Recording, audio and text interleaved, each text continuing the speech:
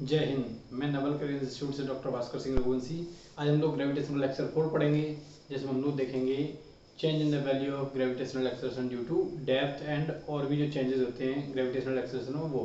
ठीक है जी, कि गुरुत्वीय त्वरण के मान में क्या क्या परिवर्तन होते हैं। तो चलिए, पहले हाइट के लिए पढ़ लिया था, अब आ जाते हैं डेप्थ के लिए। सेकंड है change in the value of g due to depth, गहराई के कारण गुरुत्वीय त्वरण के मान में परिवर्तन। गहराई के लिए हम लोग गुरुत्वीय त्वरण मान में परिवर्तन देखेंगे, गहराई से किस तरह से परिवर्तित होते हैं। तो देखिएगा जरा, एक्चुअली जब भी हम पृथ्वी के अंदर जाएंगे तो हम किसकी बात करेंगे, डेंसिटी की बात करें। अंदर जाएंगे तो यहाँ पे सेंटर से ऐसे मान लीजिए आर हाइट पे, यहाँ पर अपना गुरुत्वीय त्वरण कितना होता है, ये होता है इस जगह पर g equals to 4/3 g pi r rho. कहाँ पर होता है, सेंटर से आर हाइट पर इतना होता है। ठीक है जी, अब हम बात करें कहाँ पर, सरफेस से डी गहराई पर, यहाँ पर बात करें, ये सरफेस से डी गहराई हो गई। ठीक है, स्मॉल डी डेप्थ पर। ठीक है, तो यहाँ से कितनी हुई है, सेंटर से कितनी हुई, आर माइनस डी। तो सेंटर से आर हाइट पर कितना था, इतना था। सेंटर से आर माइनस डी हाइट पर कितना होगा, इस पॉइंट पर, इस पॉइंट पर हो जाएगा g dash equal to 4/3 g pi r minus d into rho. ये जी डैश की वैल्यू आई at g depth, sorry s d depth, d गहराई पर गुरुत्वीय त्वरण का मान आ रहा है। G dash equal to 4/3 g pi r minus d into rho. अब इसको इसके टर्म में कैसे लिखना है, तो ये हो जाएगा क्या, गहराई पे कितना हो गया, g dash equal to 4/3 g pi r minus d into rho. ये हो गया गहराई पे इक्वेशन फर्स्ट। और सरफेस पे कितना है, सतह पे कितना है, 4/3 जी पाई आर रो। ये इक्वेशन सेकंड है। Equation first divided by second, equation first divided by second. तो फर्स्ट को डिवाइड करेंगे सेकंड से, तो g dash upon g equals to 4/3 g pi r minus d into rho upon 4/3 g pi r rho. 4/3 g pi से 4/3 g पाई गया, रो से रो गया, g dash upon जी कितना आ गया, r minus d upon r. R को कॉमन लिया तो जी डैश बटा जी आ जाएगा 1 minus d upon r. So g dash equals to g into 1 minus d upon r. ये वैल्यू आ जाएगी ग्रेविटेशनल एक्सेलरेशन की एट डी डेप्थ, डी गहराई पर गुरुत्वीय त्वरण का मान आ जाएगा। कितना हो जाएगा, इतना, g dash equal to g minus g into 1 minus d upon r. और ये वैल्यू जो है सभी गहराइयों के लिए ये फॉर्मूला एप्लीकेबल होगा। It is applicable for all depth, सभी गहराइयों के लिए लागू होगा, ये ध्यान रखिएगा। ठीक है जी, तो चलिए आगे देखते हैं, इसके क्वेश्चंस देखते हैं, किस तरह के क्वेश्चन आते हैं, देख लेते हैं।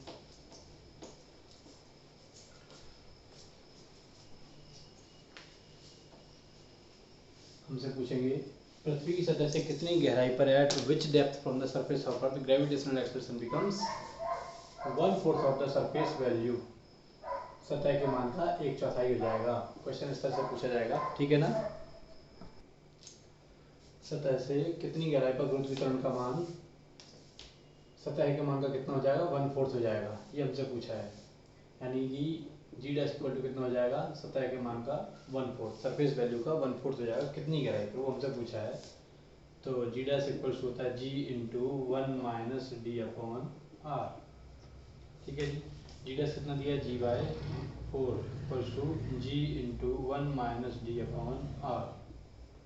जी से g cancel, 1/4 equals to 1 minus d upon r. इसको धर लाए, इसको धर ले गए, तो d upon r equals to 1 minus 1/4। So d upon r equals to हो गया 3/4। सो डी कितना हो गया, डी अपॉन आर कितना आ गया, डी अपॉन आर आ गया 3/4। तो डी इक्वल्स टू 3r/4। ये आ गई डेप्थ। इतनी डेप्थ पर गुरुत्वीय त्वरण मान कितना हो जाएगा, 3r/4 डेप्थ के गुरुत्वीय त्वरण का मान कितना हो जाएगा, सतह के मान का 1/4 हो जाएगा। Value of gravitational acceleration becomes 1/4 of the surface value eight this depth. इतनी गहराई पर इतना हो जाएगा। ठीक है जी। अब ऐसे इसमें दूसरा क्वेश्चन पूछते हैं, पृथ्वी की सतह से कितनी गहराई पर गुरुत्वीय त्वरण का मान सतह के मान का 1/n गुना रह जाएगा। At which depth from the surface of earth value of gravitational acceleration becomes 1/n times of the surface value 1/n। ठीक है जी। यानी कि g dash equals to g/n, surface होती है g स्मॉल g, तो उसका 1/n टाइम्स हो जाए तो g dash equals to g into 1 minus d upon r। ये फॉर्मूला है। g डैश कितना हो गया, g upon n equals to g into 1 minus d upon r। g से g cancel, 1/n equals to 1 minus d upon r। D upon r side ले आए, 1 minus 1/n, तो d equals to r into n minus 1/n। ये value आ जाएगी, कितनी आ जाएगी, d equals to r into n minus 1/n। ये value आ जाएगी हमारी डेप्थ की। इतनी डेप्थ पर गुरुत्वीय त्वरण का मान ग्रेविटेशनल एक्सेलरेशन कितना हो जाएगा, g/n टाइम्स हो जाएगा। ठीक है जी, इसको याद रखिएगा। चलिए आगे बढ़ते हैं, आगे देखते हैं। नेक्स्ट है, अब इसको हम as a short trick use कर सकते हैं इस फॉर्मूले को। ठीक है, हमसे बोल दिया अगर कभी कि eight which depth value of gravitational acceleration becomes g/n, किस गहराई पर गुरुत्वीय त्वरण का मान g/n टाइम्स हो जाएगा, तो डायरेक्टली आप ये फॉर्मूला यूज करिए, आपको डायरेक्टली आंसर मिल जाएगा कितनी गहराई पर होगा ये वैल्यू। ठीक है ना। जैसे हमसे बोल दिया पृथ्वी की सतह से कितनी गहराई पर गुरुत्वीय त्वरण का मान सतह के मान का 1/3 रह जाएगा। At which depth from the surface of earth value of gravitational acceleration becomes 1/3 of the surface value. ऐसा हमको बोल दिया, यानी कि इससे रिजेंबल करो, n किसके बराबर आ रहा है, n आ रहा है 3 के बराबर, तो गहराई कितनी आएगी, d equals to r into 3 minus 1/3। So the answer will be d equals to r into 2/3। So लिख सकते हैं 2r/3। At this depth value of gravitational acceleration becomes 1/3 of the surface value. तो इस तरीके से इनकी वैल्यूज आती हैं। क्लियर है। इस तरीके से हम गहराई पर मान निकाल सकते हैं, गुरुत्वीय त्वरण का मान गहराई पर कैसे चेंज होगा वो हम देख सकते हैं। अब आइए देखते हैं change in the value of g कैसे चेंज होता है। डेल्टा जी देखते हैं, डेल्टा जी का परसेंटेज चेंज देखेंगे। डेल्टा जी इक्वल्स होगा जी माइनस जी डैश, गहराई पर जो भी वैल्यू है उसको देखेंगे। ठीक है ना, गहराई पर कितनी वैल्यू है, तो delta g equals to g minus g dash की वैल्यू क्या है, g into 1 minus d upon r, ये वैल्यू है। गहराई कितनी है, तो delta g equals to g minus का अंदर गुणा किया और माइनस जी इधर हो जाएगा, ये अंदर गुणा करेंगे तो जाएगा minus g plus g d upon r, g minus g हट गया ये। So delta g equals to क्या बचा, जी डी अपॉन आर, ये वैल्यू जी। तो delta g upon g equals to हो गया d/r। ठीक है, परसेंटेज चेंज चाहिए, मल्टीप्लाई 100 से कर दो, ये हो गया।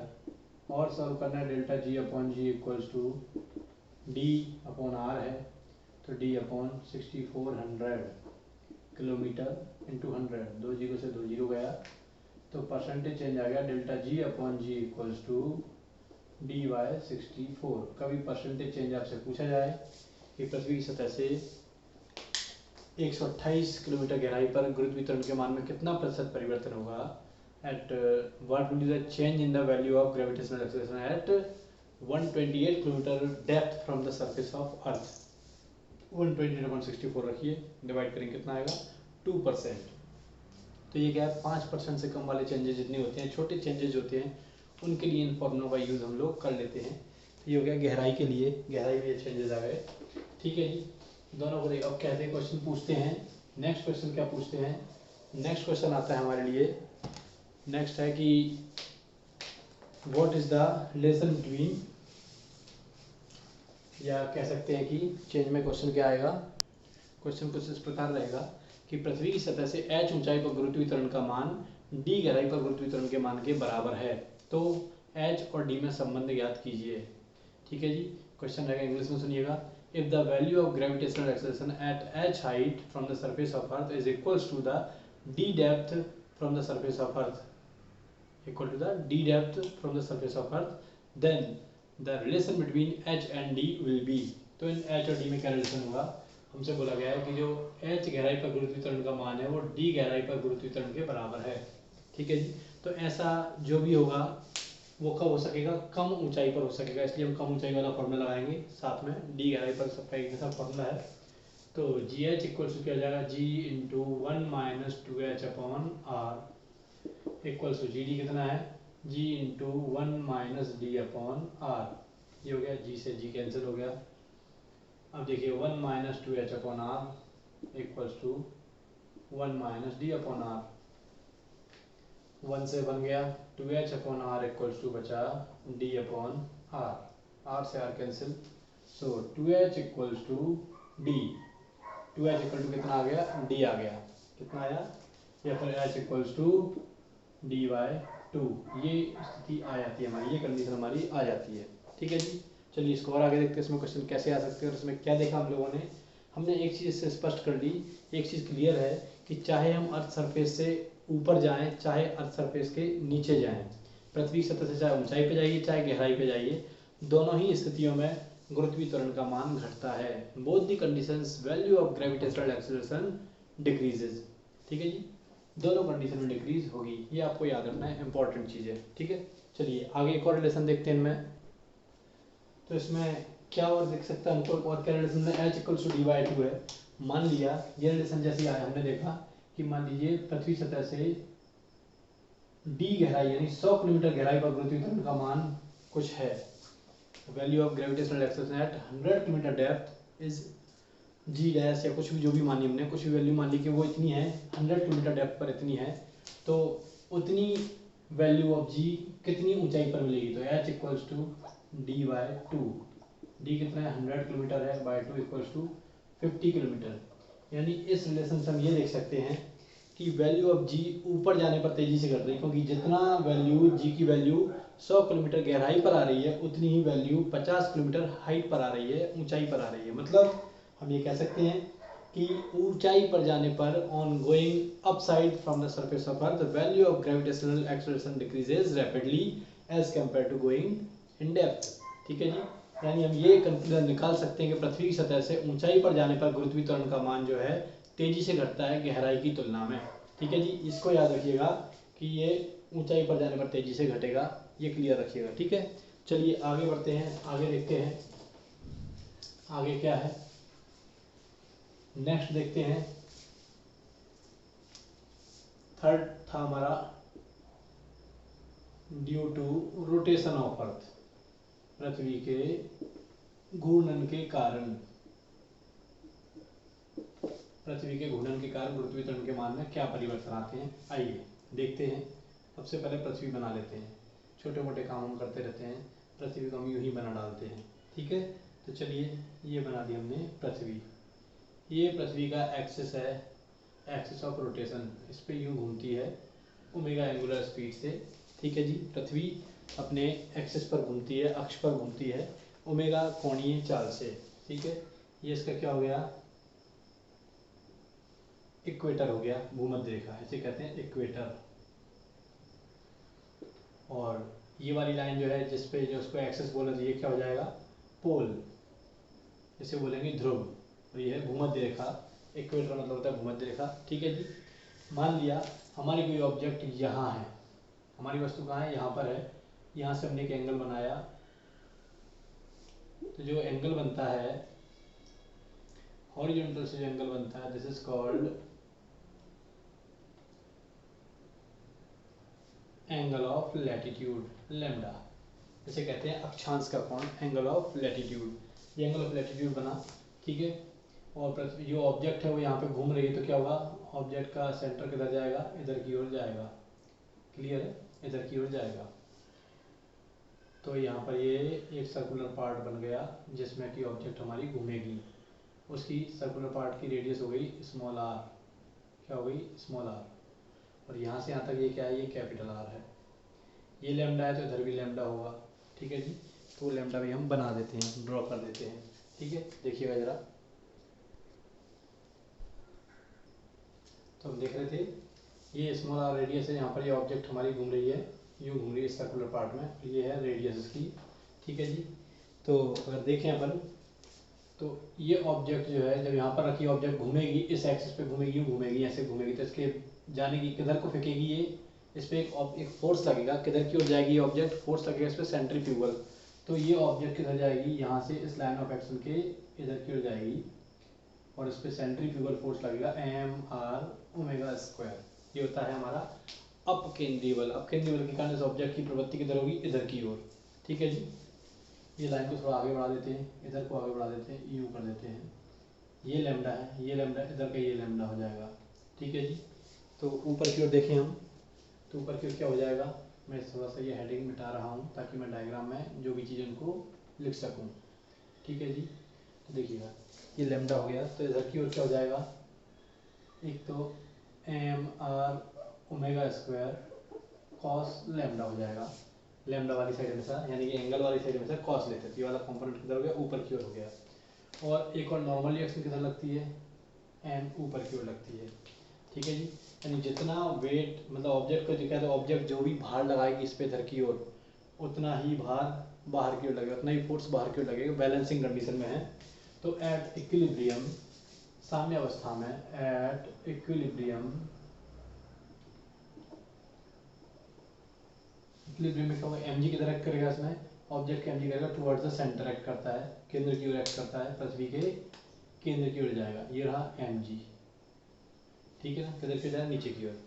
तो एम जी इक्वल्स टू क्या हो जाएगा, m g equals to n plus m r² cos lambda, ये वैल्यू आ जाएगी।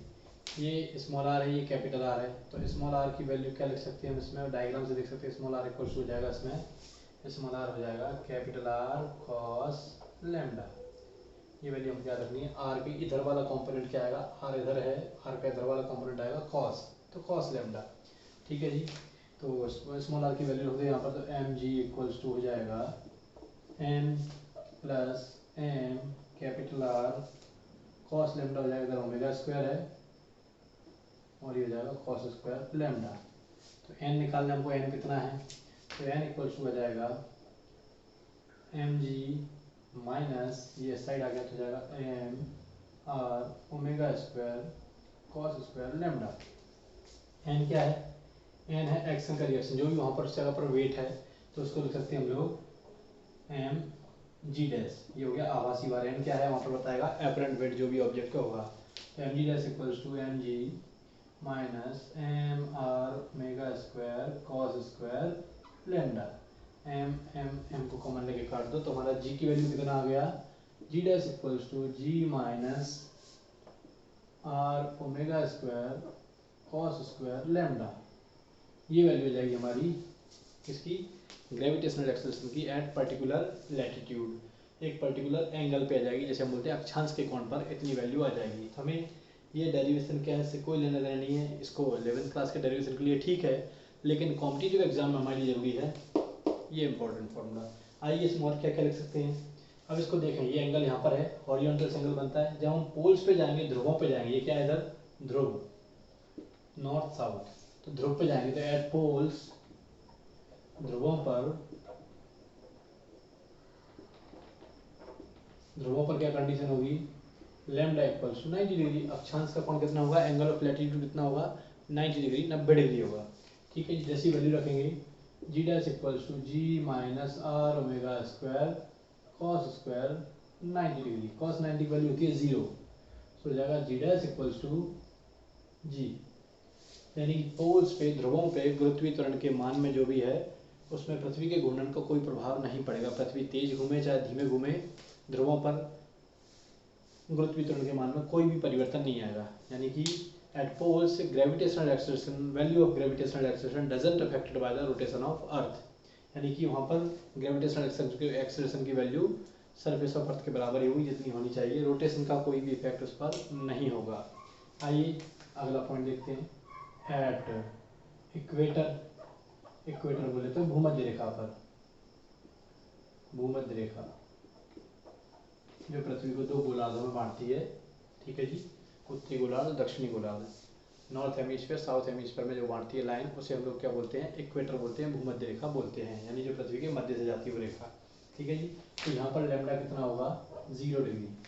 तो यहाँ पर देखिए एंगल इधर लाएंगे तो क्या हो जाएगा, ये 0 हो जाएगा। यहाँ पर लैम्डा बढ़ता है बढ़ता है बढ़ता है, यहाँ पर हो जाएगा 90, तो यहाँ पर होगा 0। तो अक्षांश का कोण यानी एंगल ऑफ लैटिट्यूड कितना हो गया, 0 डिग्री। 0 डिग्री हो गया तो क्या हो जाएगा, g dash equals to g minus r omega square cos square 0, cos 0 की वैल्यू होती है 1, so g dash equals to g minus r omega square.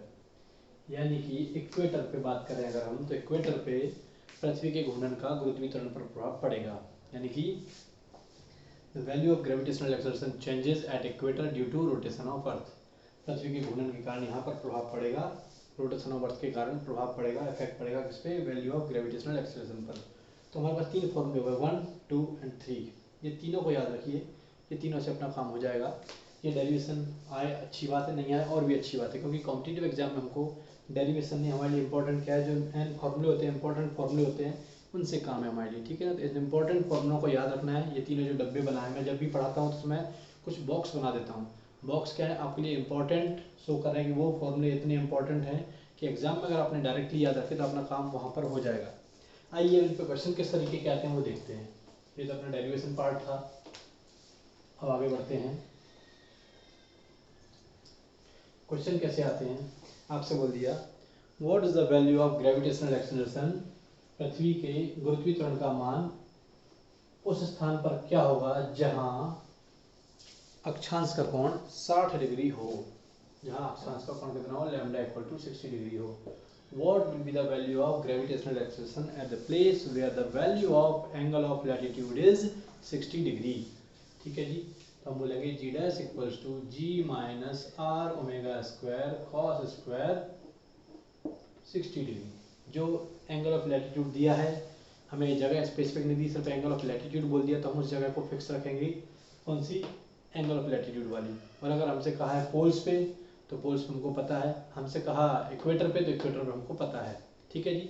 और जब हमको कोई स्पेसिफिक स्पेस दिया है जहाँ पर एंगल आपको दिया है, ठीक है जी, तो उस एंगल को देखते हुए हम लिखेंगे, तो ये 60 डिग्री है, तो g dash equals to g minus r omega square cos 60 का 1/2, 1/2 का square 1/4, so g dash equals to g minus r omega square by 4, that will be the value of small g।